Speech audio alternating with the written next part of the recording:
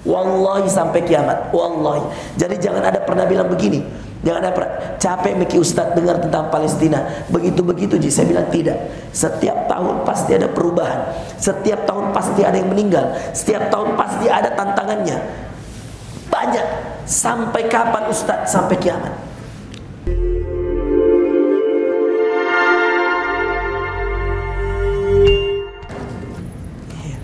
Inilah yang dinamakan egois dalam diri. Jangan ada seperti itu. Dia tidak bisa melihat orang lain hidup bahagia. Yahudi, kebahagiaanmu melukaiku. Itu bahasa orang Yahudi. Yang bahagia siapa?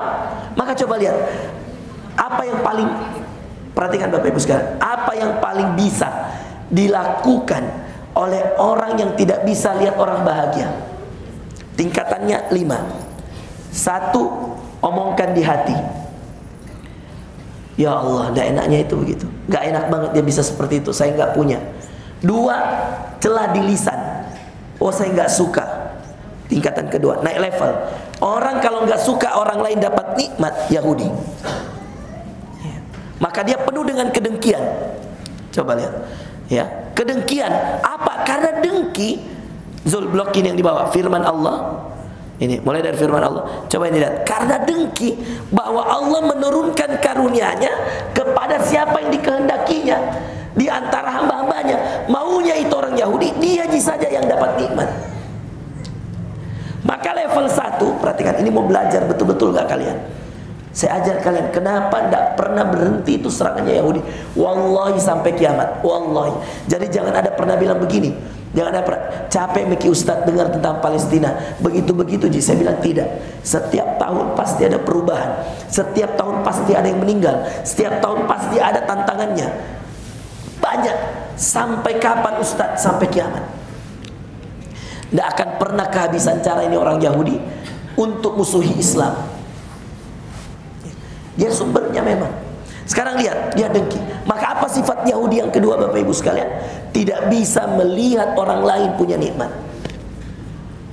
Dengan apa dia menolak? Baik, sekarang dengan dengan hati. Level paling bawah. Dia di hati, tidak sesuai dengan maunya.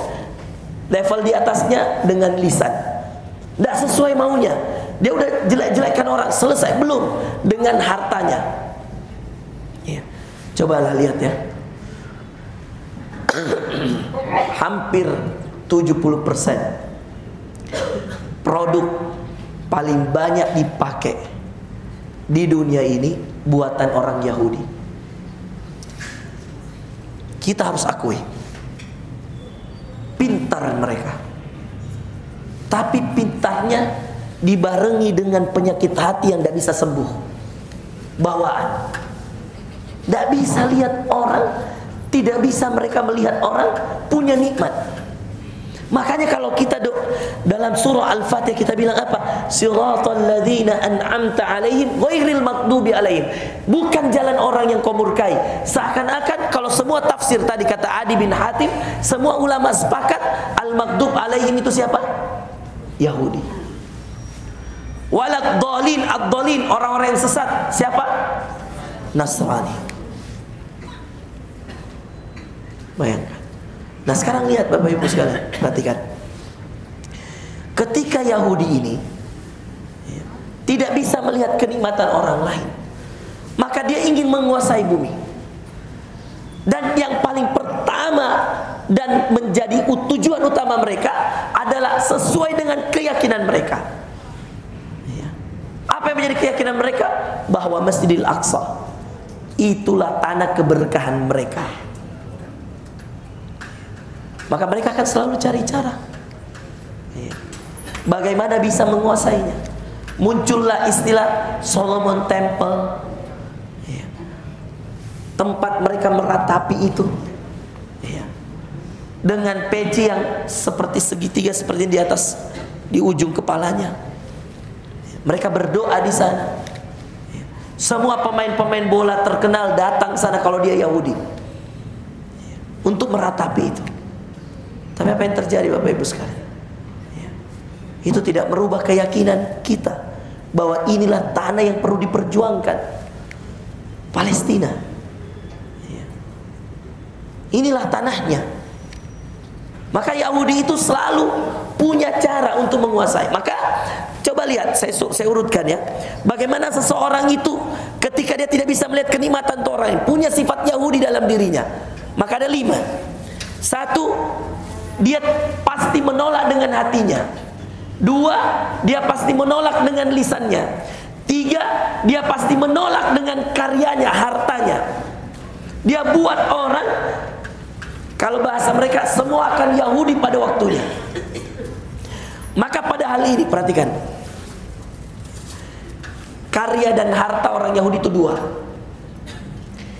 Karya yang bisa kita pakai untuk menyerang mereka, dan karya yang harus kita boikot untuk tidak memperkaya mereka. Ada 2 nih, perhatikan baik-baik. Karya yang bisa kita pakai untuk menyerang mereka, untuk meminimalisir kekuatan mereka, kita pakai juga. Di antaranya Bapak Ibu sekalian, ada senjata-senjata. Boleh nggak belinya dari orang Yahudi? Boleh. Ya. Boleh saja. Ya. Di antaranya, boleh nggak Ustaz pakai pesawat terbang buatannya Yahudi? Boleh saja. Ya. Pakai untuk menyerang mereka. Ya. Pakai untuk memberikan keterangan atas kezoliman-zoliman mereka. iPhone buatan Yahudi. Steve Jobs itu Yahudi. Boleh nggak kita pakai? Boleh-boleh saja, asal dipakai untuk mengkanter mereka. Dan yang lain-lain yang memang itu bisa menjadi alat untuk bisa menyerang mereka. Yang nggak boleh, perhatikan. Ada yang beberapa yang nggak boleh. 1, perhatikan, makanan. Ini jelas. Makanan lebih enak datang ke warungnya siapa? Ya, ke Almas. Promosi. Tapi serius. 1, makanan. 2 yang tidak boleh, perhatikan ini, alat kecantikan. Sabun, alat mandi, pokoknya semua yang berkaitan dengan kebersihan dan kecantikan. Jangan dari orang Yahudi. Itu lengket di tubuh kita, dipakai ibadah. Kalau handphone ini tidak dipakai ibadah, ini yang lengket di tubuh. Hati-hati. Makanan apalagi masuk ke tubuh, jangan. Dan dia tidak bisa dipakai untuk menyerang orang, tidak bisa. Kalau alat pesawat terbang, senjata, boleh.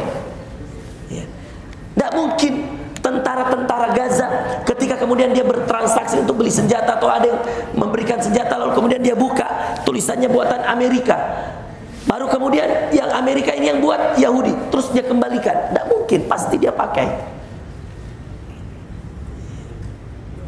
Maka yang ketiga, mereka biasa ingin menguasai dunia dengan apa?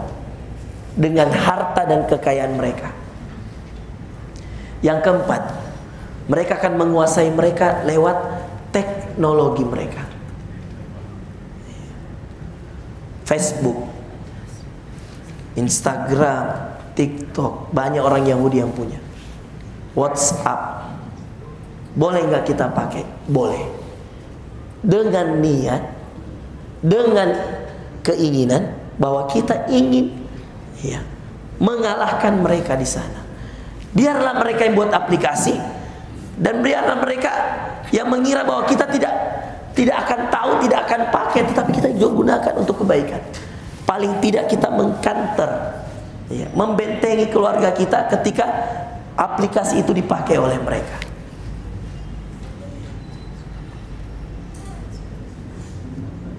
Tapi ada yang kelima yang tidak bisa dihindari. Orang Yahudi itu ketika dia mau kuasai sesuatu, dia dengan hatinya, karena dia iri pada setiap nikmat yang dititip Allah ke yang lain. Dia dengan kata-katanya, dia dengan hartanya, dia dengan teknologinya.